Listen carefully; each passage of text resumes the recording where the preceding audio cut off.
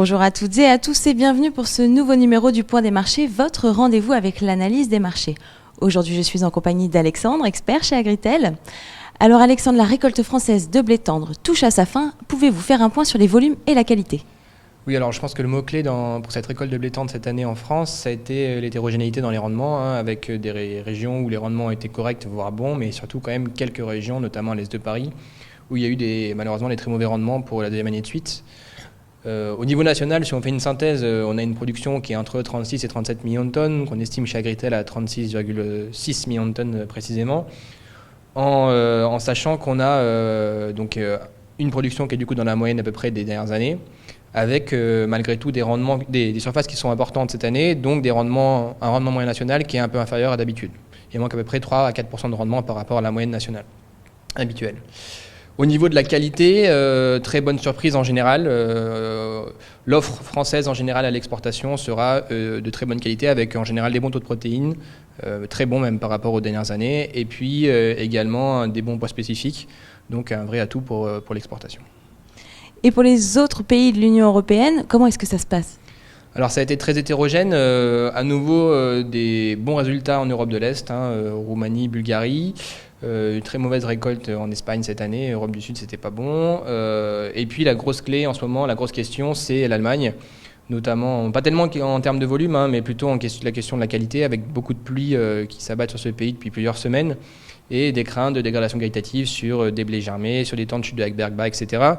En sachant que l'Allemagne, c'est quand même c'est le deuxième exportateur européen après la France, que c'est un gros exportateur de blé meunier de bonne qualité, et donc que c'est de nature à changer les équilibres dans les flux d'exportation entre les différents pays de l'Union européenne et puis les flux vers les pays tiers.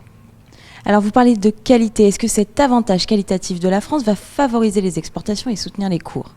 Alors oui, je pense que ça va favoriser les exportations, notamment ces blés à 12,5 de protéines de bon PS vont pouvoir repartir en Afrique de l'Ouest. C'est un marché qu'on avait perdu en partie l'an dernier à cause de la mauvaise qualité, donc c'est un point positif. Ça va peut-être soutenir la prime française, on va dire, par rapport au marché mondial. La question, c'est est-ce que la valeur absolue des cours va pouvoir être soutenue ? Là, ça va être une question de niveau de prix, on va dire, export en dollars tonnes, qui sont déjà plus élevés que l'an dernier. On est déjà à peu près $30 plus cher que l'an dernier à la même époque. Donc, une partie du rééquilibrage des bilans mondiaux est déjà pricée dans les prix.